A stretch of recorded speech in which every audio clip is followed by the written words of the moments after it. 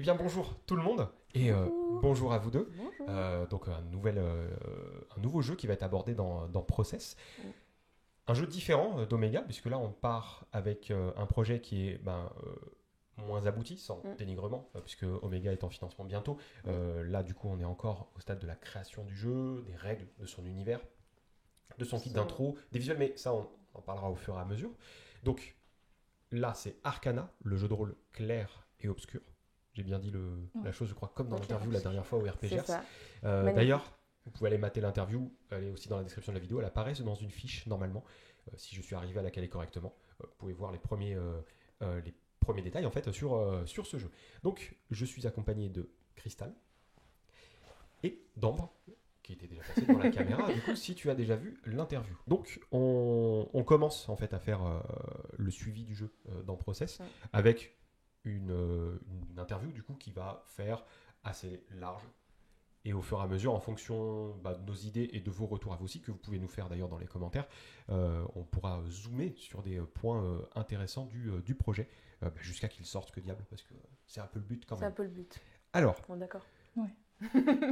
Pour des gens qui ne connaissent pas Arcana, le jeu de rôle clair et obscur, est-ce que vous pouvez faire un rapide topo sur l'univers de jeu et ses règles ? Donc Arcana, le JDR clair et obscur, vous propose de jouer dans un univers médiéval fantasy néon. On a rajouté ça. Néon. On a rajouté ça entre la dernière interview. D'accord. Néon médiéval fantasy. La lumière a été sacrifiée. On est donc dans une nuit éternelle et ce monde-là s'est adapté pour subsister. D'où le néon. Ça fait un petit peu punk Medfan en fait. D'où le néon puisque tout est à base de bioluminescence pour avoir cette espèce de lumière. Dans cet univers, on va jouer des créatures originales de l'univers, des créations qui se sont adaptées, pas d'elfes, de nains, de choses comme ça, et qui vont évoluer dans ce monde où la magie est libre. La magie est en toute chose, en tout être. On va avoir beaucoup de place pour la narration, puisqu'on est sur de la magie libre, on n'a pas de tableau de sort.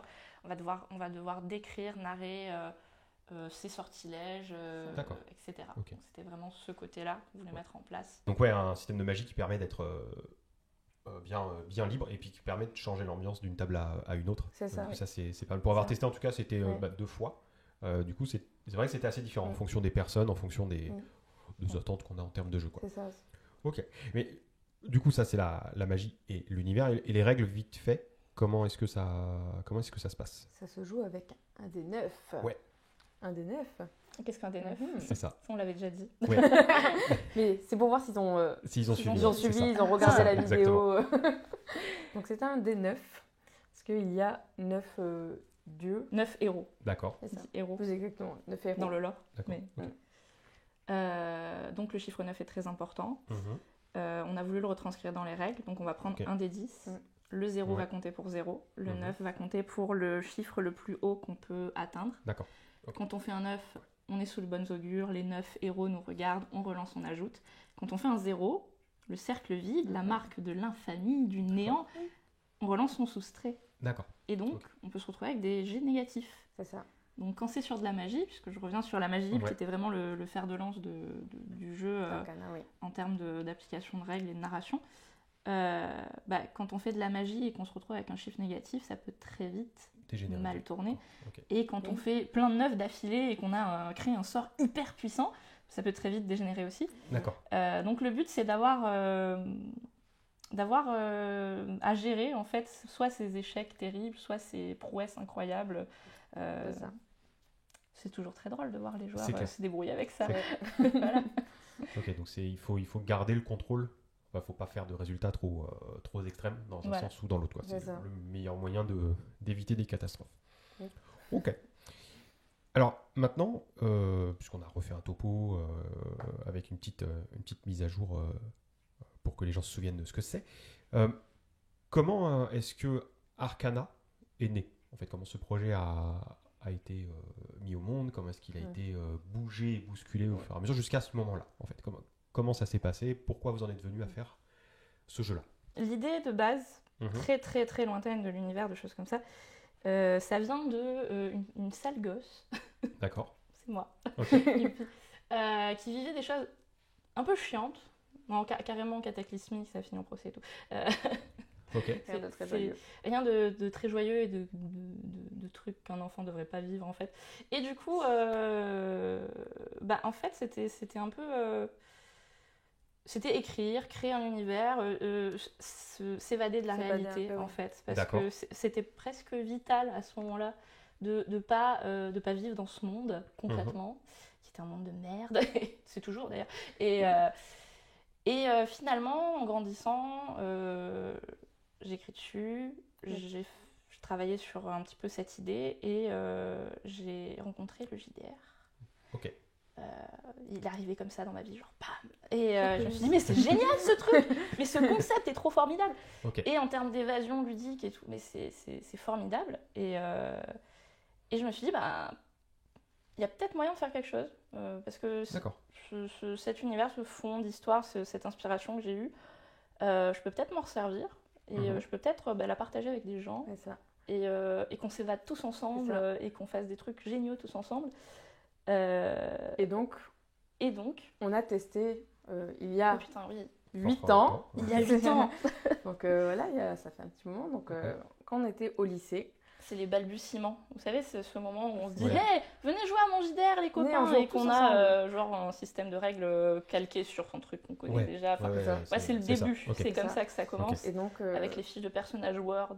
C'est ça, oui. On a eu plusieurs versions. Il y a eu toute une évolution. Donc en 8 ans, on a eu le temps de faire évoluer, de tester. On a pu tester vraiment plein de choses. Ouais. Et donc on s'est dit, au bout de ces 8 ans, parce que j'ai fait partie de la table principale avec 2 autres collègues, enfin 2 autres copains. Et on s'est dit, et si on le sortait? Et si on partageait ça avec tout le monde? Pour moi, en tout cas, on s'est dit, on y va, quoi. En termes de palier, si tu veux, dans la réflexion, on était sur du jeu amateur, un truc on rigolait entre copains. Où je voulais quand même en faire un roman déjà à cette époque parce que le lore était déjà plusieurs choses différentes en fait. Le lore était déjà assez riche parce que je travaillais dessus depuis longtemps. Il y a des romans, des trucs qui sont en réécriture parce que finalement ça correspond plus à ce qu'on veut en faire maintenant, mais il y avait pas mal de matière et on en a discuté, on s'est dit mais en fait on pourrait peut-être le sortir et vraiment le travailler, sauf qu'on va pas y aller comme ça en avant Guingamp pour reprendre son expression. Tu pourras la couper au montage. non, mais les gens savent que je dis en avant Guingamp, il n'y a pas de problème. C'était issu du... on s'est dit on va faire ça, mais on va faire ça bien. Donc on va mettre le projet en stand-by, on continue à le garder en interne avec nous. Et quand je finis mes études, donc le master d'histoire médiévale, j'étais même pas, je crois que j'étais en licence à ce moment-là quand on a décidé, donc c'était il y a longtemps. On s'est dit je finis mes études et on lance le projet l'été où je finis mes études. D'accord.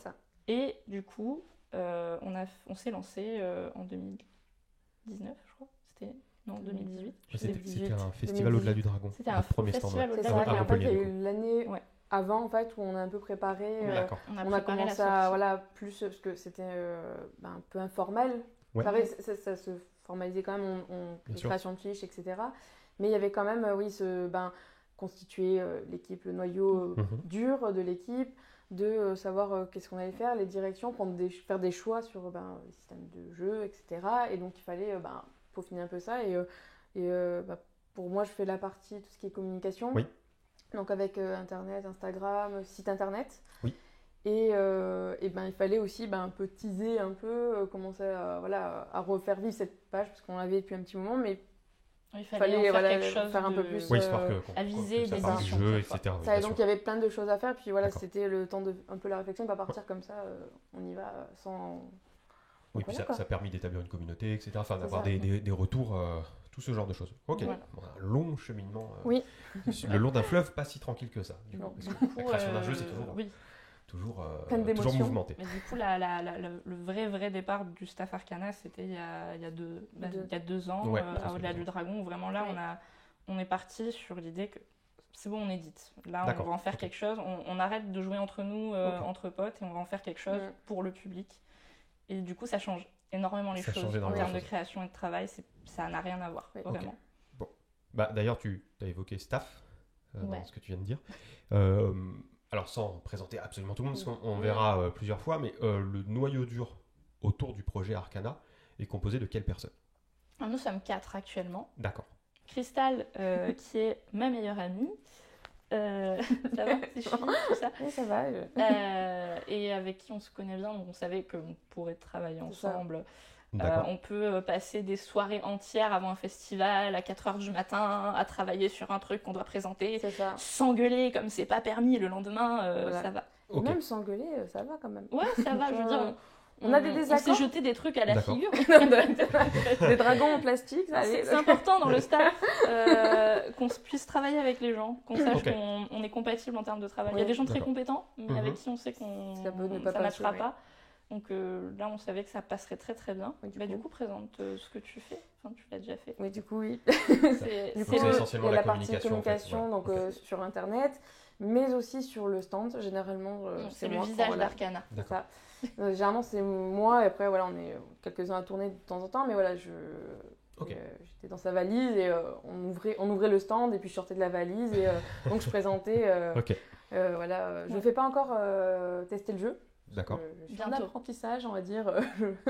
J'ai un maître d'apprentissage. Pas du tout. Mais voilà, non. Pas du tout. Non, voilà, non, il faut que je suis pas encore trop à l'aise parce que ça fait longtemps que je fais du jeu de rôle. Ouais. Mais donc le lycée. Mais voilà, j'ai plus en tant que joueuse et j'aimerais bien prendre. Passer le cap pour passer MJ, quoi. Ouais, ok. D'accord. Voilà. Après, j'essaye de la convaincre. Essayer de la convaincre. Je suis convaincue, hein, mais. On veut tous une partie maîtrisée par Cristal, ok? C'est ça. Tous. Après, on a Luc. On a Luc, sous le pseudonyme Jack Warren sur le site, etc. C'est ça. Luc qui s'occupe des visuels majoritairement. Ouais, des visuels à base de photos. Des visuels à base de photos parce que c'est le photographe de l'équipe. D'accord. Il fait aussi partie des playtesters comme Toulouse. Bien sûr. On connaît bien le jeu. Il fait aussi partie du noyau d'auteurs. Tu l'as pas dit, mais toi, tu participes aussi. Tu n'écris pas spécifiquement, mais tu es beaucoup sur la relecture et les réunions, sur les créations, les choses comme ça, parce qu'on discute, on fait beaucoup de réunions, de Discord, on va parler de concepts, de choses comme ça, qu'est-ce qu'on va changer ou non. Luc, il participe beaucoup à ça, il s'occupe notamment du bestiaire, de pas mal de choses sur certaines, sur certains peuples. Alors du coup, on avait une personne avec nous, Quentin Rousseau, qui, pour des raisons personnelles et de travail, d'éloignement, est devenu un playtester et a quitté le noyau dur parce qu'il n'avait pas le temps de tout faire. Des choses qui arrivent. Oui, c'est ça. Ça arrive, mais il est toujours dans l'aventure. D'accord. Donc voilà. Et il y a peu, on a recruté, du coup, un playtester. D'accord. On a fait un échange. Thomas Fournet, qui est pareil, un pote de lycée qui connaît Arcana depuis très longtemps, qui soutient le projet à fond, qui connaît le truc, je crois, aussi bien que nous. C'est ça. Qui, au début, se sentait pas justement il avait envie, la volonté de se mettre dans le noyau dur, mais voilà, il préférait pas pour l'instant parce qu'il se sentait pas à l'aise, voilà, c'était pas légitime, etc. Et donc du coup, et là, ça y est, il s'est enfin motivé et on a réussi à l'alpaguer avec nous. Et voilà. Et lui, alors je sais pas s'il osera maîtriser, je vais le forcer, je vais le fouetter pour qu'il le fasse. Je sais qu'il viendra en festival parce qu'il aime bien ça et je sais que en termes de brainstorming et de réunion créative, il est à fond. Okay. Je ne peux pas définir exactement sa place parce que ça vient tout juste d'arriver. D'accord. Mais il fait partie du noyau dur et vous le verrez bientôt sur stand. Et il avait déjà une fois tenu le stand justement parce que j'avais pu me déplacer. Donc il avait pris superbement la relève. D'accord. Il était venu de Bretagne, il avait fait je sais plus combien d'heures de route pour descendre dans le sud de la France exprès. Ok. Ouais, c'est un acharné. C'est ce qu'il nous faut. C'est ce qu'il faut, c'est ça. Ok, donc un bon noyau dur. Alors, il y a un tas d'autres personnes aussi sur les playtests notamment, etc. On en parlera plus tard, histoire de montrer comment ça se passe l'organisation des playtests, parce que vous avez un truc relativement cadré là-dessus, ce qui est bien. Alors, on revient un peu sur l'univers et surtout cette notion autour de la nuit éternelle qui recouvre le monde d'Arcana. Oui. En fait. Qu'est-ce que ça apporte concrètement au jeu? Parce qu'effectivement, il fait noir, ça brille, côté néon, comme tu disais tout à l'heure. Mais voilà, concrètement, pourquoi est-ce que vous avez décidé de l'incorporer dans le jeu? Qu'est-ce que ça apporte en fait, simplement? à la base, la nuit, ça vient d'une réflexion au niveau de la conception du lore. Donc c'était un élément qui était présent dans la création de l'univers et dans la réflexion de l'univers, qui est à la base de tout. Donc les règles viennent après et on essaie d'adapter les règles à cet univers. Du coup, on a les 9, dont on a parlé tout à l'heure. Ces 9 enfants, ces 9 héros qui sont les descendants d'une espèce de dieu, une grosse entité vivante. Donc ces 9 descendants se sont relevés contre leurs parents parce que la rébellion de l'adolescence. Donc le 9e s'est sacrifié et c'est lui qui a vu la lumière mourir. C'est son sacrifice qui a permis de sauver le monde comme d'habitude, mais qui a aussi entraîné la mort de la lumière. D'accord. Donc la notion de sacrifice et de la perte de la lumière et de tout ce que ça peut représenter, je laisserai réfléchir dessus la portée de cette disparition. C'est quelque chose qui était important dans l'univers et qu'il fallait du coup retranscrire après dans le JDR et retranscrire dans les règles. Et donc la notion de sacrifice, du coup, qui est assez important dans le système de jeu aussi. Dans le système de jeu, c'est ça, exactement. C'est une notion très très importante, mais je pense qu'on reviendra dessus parce que c'est un très gros morceau à playtester. C'est ça. D'accord, qui est encore en cours de finition. Ça commence à être bien posé. Ok. Bon. Mais, il y a plusieurs versions, plusieurs styles. Pendant la période de playtest des 8 ans, la table principale, on a passé sur plusieurs règles. La notion de sacrifice est arrivée au milieu assez tardivement. Et donc on l'a testé une fois avec différentes façons. Donc, parce que même si c'est présent dans le lore, le temps de l'incorporer aux règles, ça met un peu de temps. Du coup, il y a cette notion qui était hyper importante à intégrer. Et cette notion de nuit, de noirceur à rentrer petit à petit dans le jeu. D'abord parce que ça fait des visuels percutants et on voulait attirer l'œil. On voulait essayer de sortir un peu du lot et on s'est dit, mais si on sort du lot, on est dans un monde qui est entouré d'ombre, il va nous falloir des points de lumière. On a réfléchi à la bioluminescence et aux photos, à la lumière noire à peu près en même temps. Du coup, on s'est dit, bon, on va se lancer, on va acheter des spots UV, on va acheter du maquillage lumière noire, on va commencer à faire ça. Et c'était vraiment dans le temps de réflexion où on s'est dit, bon, on vise l'édition, du coup, il nous faut des visuels, du coup, il faut qu'on puisse attirer un petit peu les regards, qu'on puisse trouver quelque chose de percutant. En termes de jeu, j'ai envie de dire, dans un univers où il fait nuit tout le temps, tout le monde est nyctalope en fait. Donc en termes de jeu, c'est pas censé trop déranger le joueur. D'accord. Dans le sens où son personnage est habitué à vivre dans cette luminosité-là. Parce que tout le monde est à plat sur la même contrainte. C'est un petit peu c'est le même principe pour la magie, finalement. Où, la magie est partout, mais tout le monde est au même niveau, du coup, puisque tout le monde peut faire de la magie à petit. Tout le monde a les mêmes chances. Donc, ce qui est rigolo, y a pas au niveau des cheveux aussi, comme on avait parlé dans l'interview. C'est un peu fun d'imaginer, de se dire, c'est pas les mêmes... C'est un peu fun de se dire, les cheveux rose électrique...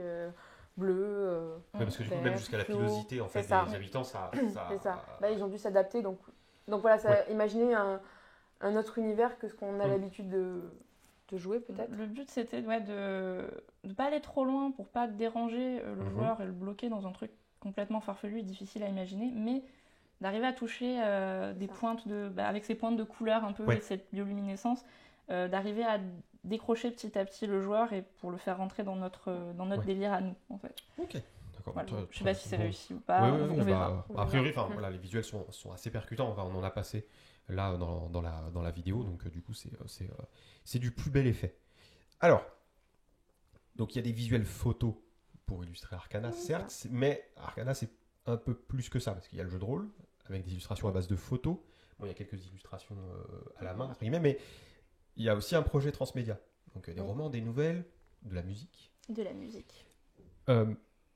Alors là aussi, j'ai la même question. Qu'est-ce que ça apporte au jeu en soi, en fait? Et qu'est-ce que le jeu apporte aussi à ces dérivations-là? Pour la musique, il y a cet aspect où l'immersion des joueurs, et peut-être même du MJ, suivant les... Quand on jouait, Ambre avait choisi quelques musiques et qui revenaient. Alors moi, je les entends maintenant, je sais que dans ma tête, c'est Arcana. Alors, c'est pas Arcana à la base, mais c'est Arcana.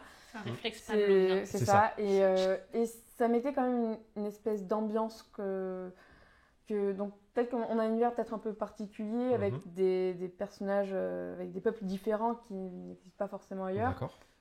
Peut-être ça peut ça a aidé un peu tout le monde à se mettre dans cet univers-là et aider les joueurs, mettre l'âme gardienne d'Arcana. D'accord. Après, qu'est-ce que... Non, voilà, peut-être aussi sur faire découvrir le jeu, le petit jeu de cartes qu'on avait pensé. Ça pourrait faire découvrir un petit peu aussi l'univers, mais d'une autre manière, parce que ce serait quelque chose qui se joue assez rapidement. Ouais. Les créatures, si c'était ça, je me souviens bien. Donc voilà, il y a plein... Pareil pour les nouvelles et les romans, alors pour ma part, moi j'aime bien tout ce qui est... Généralement, il y a un univers central et après on a plein de choses autour. Donc quand on aime bien l'univers, souvent on aime bien avoir des petits compléments, des petites choses qui s'y rapportent et de nous faire revivre en fait ce qu'on a déjà vécu pendant le jeu de rôle. Et donc on peut peut-être même découvrir le jeu de rôle à travers le roman ou la nouvelle si on ne connaît pas trop. Et puis peut-être vouloir essayer le jeu de rôle, du coup se dire « Ah, je ne connais pas le jeu de rôle, je connais l'univers, il me plaît bien ». Ça peut être quelque chose de sécurisant pour les futurs nouveaux joueurs aussi. On arrive dans un milieu connu, alors que quand je prends mon expérience de joueuse, j'ai commencé avec Nailbuck. Bon, c'est quelque chose d'assez commun, les elfes, les nains, etc. Mais moi, je ne connaissais pas du tout ça. Donc, j'étais un peu perdue la première fois. Donc, peut-être que ça pourrait les aider. En dérivant un peu le projet initial qui est le jeu de rôle. En faisant plusieurs portes d'entrée. Puis avec les photos aussi. Oui, pour avoir une idée de à quoi ça ressemble, ces trucs. C'est ça. Le but, c'était d'avoir, dans cet univers transmédia, d'avoir la clé de voûte qui est le JDR. Parce que moi, c'est ce qui me tenait à cœur, vraiment, c'est d'ouvrir En fait, je vais faire un parallèle très grossier. Le JDR, c'est une porte vers ce qu'on crée. D'accord. Les romans, les nouvelles, la musique, c'est pour faire vivre cet univers, favoriser l'immersion. C'est important parce qu'on a envie de le faire vivre et de l'offrir aux gens. Mais la clé de voûte étant le JDR, parce qu'on veut vous offrir une porte pour rentrer. Et du coup, chambouler tout ce qu'on a fait, quoi. Allez-y, cassez tout. On sait très bien que les joueurs vont faire ça, de toute façon. Donc le but, c'était d'avoir la porte vers cet univers et de vous donner plein de choses, plein d'outils pour pouvoir faire vivre tout ça, que ce soit par les romans, les nouvelles, la musique, les jeux de plateau, le petit jeu de cartes qu'on réfléchit. Sachant que pour le groupe de musique, Tierce Lune, c'est des musiques du monde d'Arcana, c'est un groupe qui existe vraiment, c'est des PNJ. D'accord. Dans l'univers d'Arcana, on s'est dit, tiens, ce serait marrant si on faisait vraiment les musiques du jeu, des musiques, des comptines, des choses comme ça sur ce qui se passe dans le jeu. Et comme ça fait vraiment vivre l'univers. Et du coup, on s'est dit, allez, on fait ça. Et parce que je suis musicienne. Et puis, ça nous fait kiffer. On est multitâche, on a plein de cordes à notre arc. Et du coup, on aime bien. Donc voilà, plein de... Bon, la clé de voûte et le jeu de rôle, il y a plein de portes d'entrée vers ça, qui permettent aussi d'être traitées indépendamment selon la volonté des personnes qui se l'approprient. Alors, on arrive doucement vers la fin de cette interview. Quel est l'état d'avancement d'Arcana actuellement? Donc, où on est? Alors, j'adore quand elle me regarde comme ça, genre. Non, débrouille-toi avec la question. Non, en réalité, on a fait une première maquette du kit d'initiation. On l'a fini en février 2020 pour le FIJ. C'était pour le FIJ, du coup. Festival de jeux international. On a fait la première grosse campagne de playtest pour bien bloquer ce qu'on voulait garder, voir ce qui marchait ou pas. D'accord. Parce que c'est une chose de playtester en privé, c'en est une autre de le proposer au public. Bien sûr. Et on apprend des choses. On a un gros décalage entre... Donc, on était reparti cette année pour faire une seconde campagne de playtest sur le kit d'initiation et raffiner les choses. Malheureusement, ça c'est un petit peu plus compliqué cette année. Au vu du contexte actuel, on s'est dit, plutôt que d'essayer d'avancer la promo, on va prendre du temps pour travailler sur ce qu'on a déjà. Oui. Le kit d'initiation, il devait sortir en septembre et finalement, on a décidé de ne pas le sortir. On a décidé de le retravailler à fond dessus et de le ressortir cet été. C'est ça. D'accord. Voilà. Donc le but, c'est de le sortir cet été. Et éventuellement, si on peut revenir en salon, le présenter en salon, sinon le présenter en dématérialisé, ça marchera aussi. Au niveau de l'avancement du projet, il y a encore des choses à écrire parce que C'est jamais fini. C'est jamais on a toujours envie de... C'est-à-dire qu'on a des pages et des pages et des pages de lore, mais il faut tout remanier, remettre dans le JDR, etc. Mettre en ordre, etc. C'est vrai que en termes de création de réflexion, on est bon, on a tout ce qu'il nous faut. Maintenant, il faut mettre tout en page pour que ce soit présentable dans un livre de JDR qu'on va sortir. Sachant que ça, c'est dur. Sachant que nous, c'est pas du tout notre métier. Clairement, à la base, là, moi, actuellement, je suis encore étudiante, je finis mon année de master. Je vais être professeur documentaliste. D'accord. Donc, rien à voir avec tout ça. Master d'histoire médiévale. À côté, on est surveillante. Enfin, on n'a rien à voir. Quoi. Donc, on découvre aussi toutes ces facettes-là du métier, parce que c'est différents métiers, il faut s'y connaître. Et après, c'est très enrichissant, mais il faut qu'on peaufine les choses tranquillement et que on découvre. Tout à fait. Alors, parce que des fois, vous ne vous en êtes pas rendu compte. Alors, actuellement, sur Arcana, il n'y a pas de maison d'édition. Non. Il n'y a pas de contrat signé, etc. Donc, on est vraiment comme tu disais, sur des gens qui ne sont pas de ce métier-là, mais qui, par la force des choses, en fait, commencent à s'y mettre et à devoir faire des maquettes, des incrustations, d'illustrations, de la mise en page, etc. Ce genre de pagination. On voulait avoir notre kit d'initiation pour le présenter aux éditeurs, en fait, pour montrer comment on travaillait et ce qu'on voulait à peu près avant de choisir un éditeur, en fait, ou de choisir d'auto-éditer. On ne sait pas encore, on est dans la réflexion. On a rencontré plein de gens hyper sympas pendant les festivals qui nous ont fait plein de propositions. Intéressantes aussi, que ce soit en termes d'aide ou de relecture ou même de réflexion sur l'édition. Et on voulait quand même avancer nous de notre côté et avoir quelque chose de solide à présenter.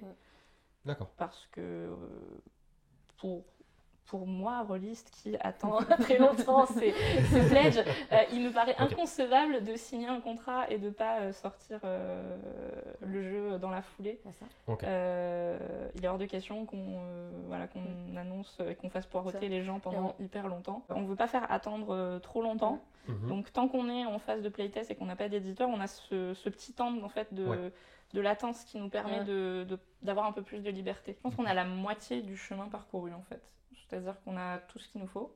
Il faut mettre les choses en place, sortir une petite d'initiation, continuer les playtests un petit peu et après on va discuter édition. Ok. Alors, pour la suite du travail sur Arcana, dans le but d'être édité ou de s'auto-éditer, quelles sont les prochaines étapes importantes en termes de travail? Donc, tu évoquais le fait que l'univers, il faudrait un peu pas le concasser, mais le faire rentrer via une mise en page. Mais du coup, c'est quoi les points clés là, dans les prochains mois, qui vont être vraiment urgents entre guillemets? Le kit d'initiation. C'est ça. Concrètement, parce que vous avez pas mal de lore, donc en fait, ça c'est pour la suite plus qu'un kit d'intro. Mais du coup, le défi pour faire que le kit d'intro il soit finalisé et diffusable, c'est quoi les trucs qui sont sur lesquels vous êtes en train de vous acharner là? On a fait des choix draconiens. On va jouer qu'une seule peuplade. D'accord. Dans un huis clos d'abord, et qui va peu à peu s'ouvrir pour montrer qu'un petit endroit avec une version des règles un petit peu plus allégée. Elles sont pas très lourdes déjà. De base, quand je dis légère, c'est que va pas y avoir la notion de sacrifice, de fuite, etc. Parce que c'est un petit peu plus difficile à manier. Donc on va essayer de proposer cette espèce de petit morceau d'Arcana qui va s'ouvrir petit à petit, puisque notre but avec le kit d'initiation, c'était de proposer un scénario, un gros scénario où vous pouvez au moins tirer 3-4 parties dessus. D'accord, donc histoire d'avoir une mini-campagne. C'est une mini-campagne en fait, avec dedans les visuels, le machin, le petit système de règles. Pour les âmes gardiennes qui seront chevronnées avec ce petit kit, ce petit huis clos, ils pourront très bien créer des petits scénarios qui se passent à cet endroit-là en plus. Donc le but c'était d'offrir un kit qui vous permet quand même de tirer pas mal de jeux dessus et de tester pas mal de choses. Et comme on disait juste sur le fait que suivant les parties, des fois, suivant ce que les joueurs ont envie, on va être plus sur un peu de l'enquête, un peu plus de combat. Et donc ça permet justement de tester avec différentes magies, différents sorts. Il n'y a pas de sorts, mais prédéfinis. Mais voilà, vous pouvez tester un peu ce que vous avez envie en fait. Voir s'il vous plaît. Voilà. Moi aussi, ouais. Ouais, donc ça, sens après. Et le but, les PDF. Le but de ce kit d'initiation, c'est qu'il y ait un petit suivi derrière avec des ajouts de scénarios, des choses comme ça qui pourraient le faire. Pas beaucoup, mais quelques-uns qui pourraient rendre la mini-campagne un poil plus longue avec un petit supplément de campagne derrière. Qu'on voulait gratuit, le PDF ajout gratuit. Donc faire quelques petits ajouts comme ça sous forme de dématérialisé pour augmenter l'expérience. Et parce que le temps qu'on mette en place bien comme il faut le jeu, on avait envie de faire jouer les gens. Bien sûr. Ça nous permet aussi, nous, avant de nous lancer sur la création d'un livre de JDR complet, de faire un crash test, un premier plus petit en fait. Parce que là, on joue qu'une seule peuplade, mais ça va être géré comme si c'était vraiment le livre. Ok, ça permet d'avoir de déjà se faire un peu plus que se faire la main entre guillemets. Ça permet déjà d'aller bien en avant. Merci d'avoir joué le jeu de l'interview. Et puisqu'on arrive vraiment sur la fin de cette vidéo cette fois, donc ça te donne un gros zoom, un gros focus sur ce qu'est Arcana, ce qu'est le projet, comment on y joue, mais qu'est-ce qu'il y a autour aussi. Sachant que comme c'est dans Process, on fera des vidéos a priori tous les trimestres environ. Donc du coup, il y aura des mises à jour qui viendront. Sachant que tous les liens de ceux dont on parle, s'ils sont encore linkables entre guillemets, sont dans la description de la vidéo. Et puis on a fait apparaître des trucs sous forme de fiches autant que possible sur la vidéo YouTube. En tout cas, si vous avez des questions à nous poser ou à poser à l'équipe d'Arcana, vous pouvez le faire en commentaire sous la vidéo YouTube ou aussi sur les réseaux sociaux. On essaiera d'aller les attraper pour qu'elles viennent répondre aux questions si on ne peut pas le faire à leur place. Et bien voilà, merci Cristal, merci Ambre, et puis merci à vous d'avoir regardé cette vidéo et à très bientôt.